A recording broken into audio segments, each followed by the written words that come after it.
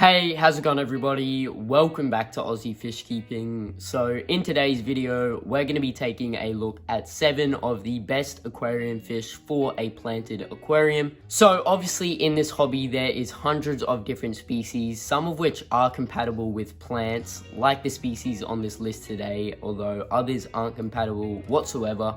So in today's video, I've picked out 7 of the most compatible aquarium fish for your planted aquarium. All of these species are relatively small, they're really peaceful, and they do also go great with your aquarium plants. But without any further ado, let's just jump straight into today's video with the first fish on our list. So as for the first fish today, we have a really broad group of fish. We have tetras. So tetras come in a wide variety of patterns, colors, shapes, sizes. There's all sorts of species out there, and all of them are relatively peaceful and really compatible with your plants. There are a few species, however, that I would steer clear from. So things like silver dollars and Congo tetras. In saying that, there is hundreds of other species that are compatible, like cardinal tetras, neon tetras, diamond tetras, serpate tetras, and a bunch of other tetras like that. So as for your water parameters for your tetras, you're generally going to want a pH of around 6 to 7 and a temperature of around 20 to 24 degrees Celsius. You can also go all the way up to 26 degrees Celsius. It just does depend on what species you are keeping. For the most part, however, they are very versatile and they will thrive in a range of pHs and temperatures.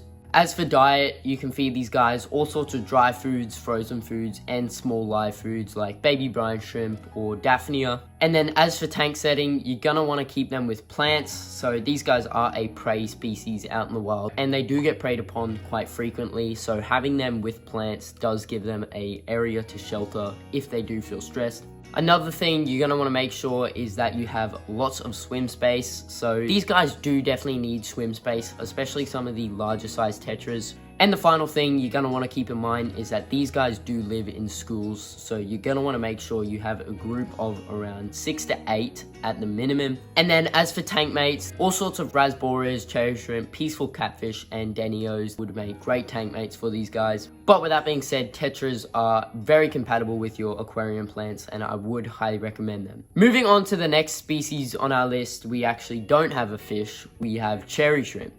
So cherry shrimp are obviously one of the most common nano species or planted aquarium species out there in the hobby. They come in a variety of colors and they are super compatible with your aquarium plants and are just very easy to care for. So as for your water parameters for your cherry shrimp, you're going to want a pH of around 6.5 to 7.5 and a temperature around 20 to 24 degrees Celsius. A lot of the times these guys can go perfectly fine without a heater in their aquarium, and if you do want to keep them unheated, they will definitely thrive in unheated waters. As for diet, there's all sorts of sinking shrimp pellets and algae wafers that you can feed them, but they will also eat a lot of biofilm and algae that grows around in your aquarium.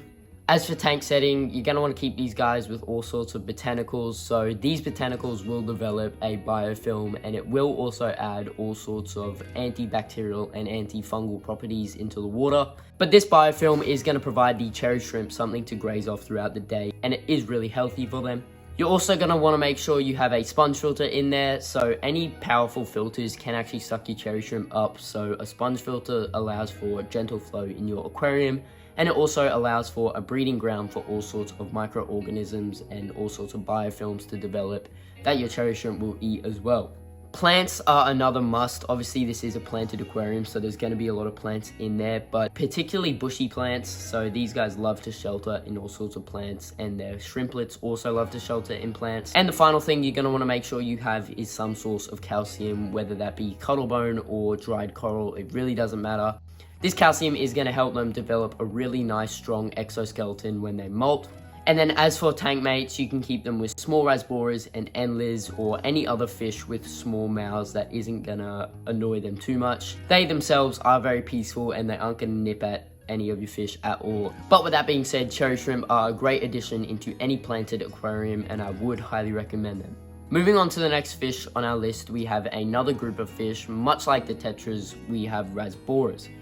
So Rasboras are a super tiny little fish. There's a variety of them out there. There's emerald green Rasboras, harlequin Rasboras, hengli Rasboras, and chili Rasboras. There's a bunch of other species as well, but those are probably some of the most popular ones. So Rasboras love a pH of around 6.8 to 7.5, and they like a temperature that is around 22 to 26 degrees Celsius. So these guys are a little bit fickle when it comes to water parameters, and you want to make sure there's not too many large fluctuations, just because they can stress out very easily and that can cause them to die, which is definitely something you want to try and avoid completely. As for diet, it's really good to feed these guys live baby brine shrimp and infusoria and all sorts of small live foods like that. As well as that, you can crush up dry foods pretty small and all sorts of small frozen foods as well. And then as for tank setting, you're going to want to make sure there's a soft flow, just because you don't want these guys getting pushed around your aquarium too much, as they are very fragile.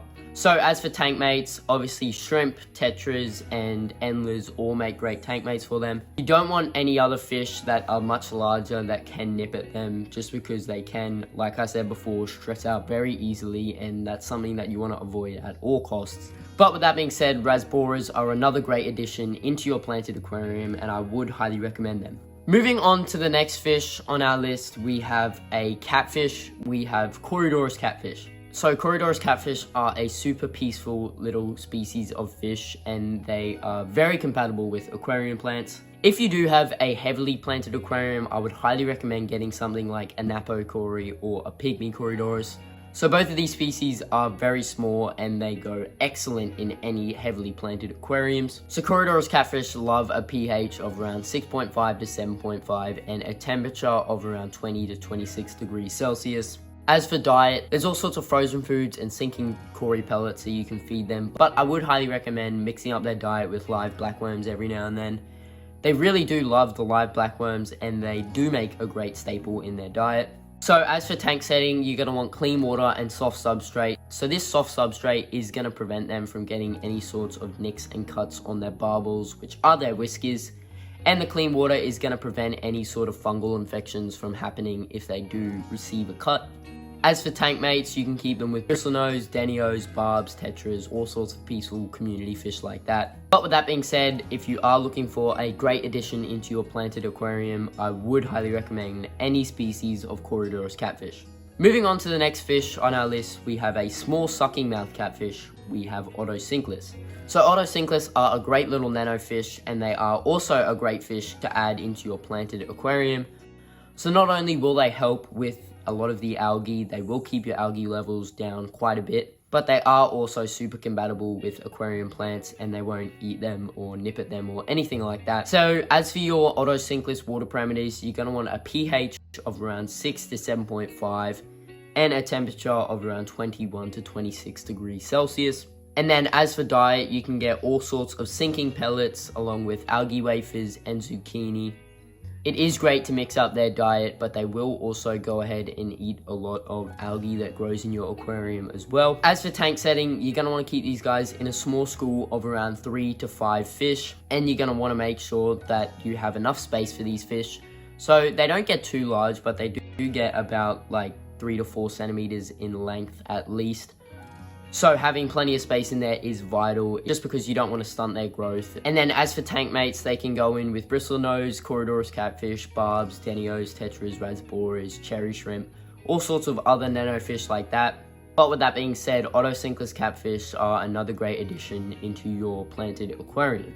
Moving on to the next fish on our list, I've actually got a few in this tank here behind me. We have Denos. So Denos are a really cool topwater, fast-moving aquarium fish, and they are one of my favorite fish in the hobby. They're so easy to care for and even easier to breed. So as for your water parameters, you're going to want to keep them in a pH of around 6 to 7.5, and you're going to want a temperature of around 20 to 24 degrees Celsius. I keep mine unheated, but you can keep yours in a heated aquarium as long as the water doesn't get too hot. As for diet, these guys will eat pretty much anything you throw in their aquarium, so all sorts of frozen foods, dry foods, and live foods. It really doesn't matter as long as you are varying their diet every now and then.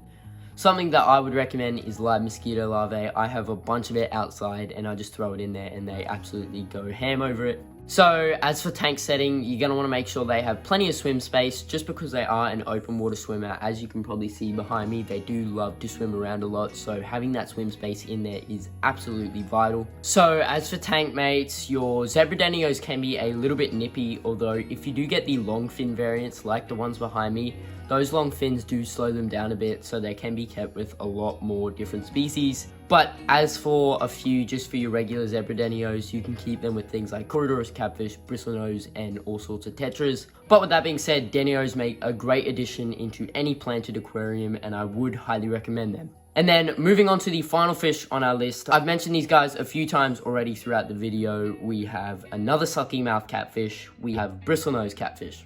So obviously Bristlenose Catfish are another sucky mouth catfish, like I just said, but these guys do get a lot bigger than your auto Sinkless. So as for your water parameters for these guys, you're going to want a pH of around 6.5 to 7.5 and a temperature of around 20 to 26 degrees Celsius. So they can be kept unheated, but it is definitely great to keep them in a heated aquarium. And then as for diet, you definitely need to feed these guys algae wafers, but they will also go around and eat a bunch of algae, and you can also feed them frozen foods and zucchini and other sort of sinking foods like that. And then as for tank setting, it's great to throw in botanicals just because these botanicals will develop a biofilm, and that's really healthy for your bristlenose. And it's also great to have good filtration just because they do produce a lot of waste. And then as for tank mates, you can keep them with Rasboras Catfish, Tetras, Denios, Barbs. Pretty much any fish on the face of this earth won't destroy a bristlenose unless it's absolutely massive. But with that being said, Bristlenose Catfish are another great addition into any planted aquarium, and I would highly recommend them. However, that is going to bring us to the end of today's video, so I hope you all enjoyed, and I hope I helped you guys find a brand new aquarium fish for your planted aquarium. If you did enjoy today's video and you haven't done so already, please make sure to go down and subscribe, and while you're down there, make sure to comment your thoughts on today's video. I always love going down there and reading them all, and I reply back to pretty much every comment I see. But yeah, I hope you all enjoyed. Thank you all so much for sticking around to the end, and I'll see you all in that next video.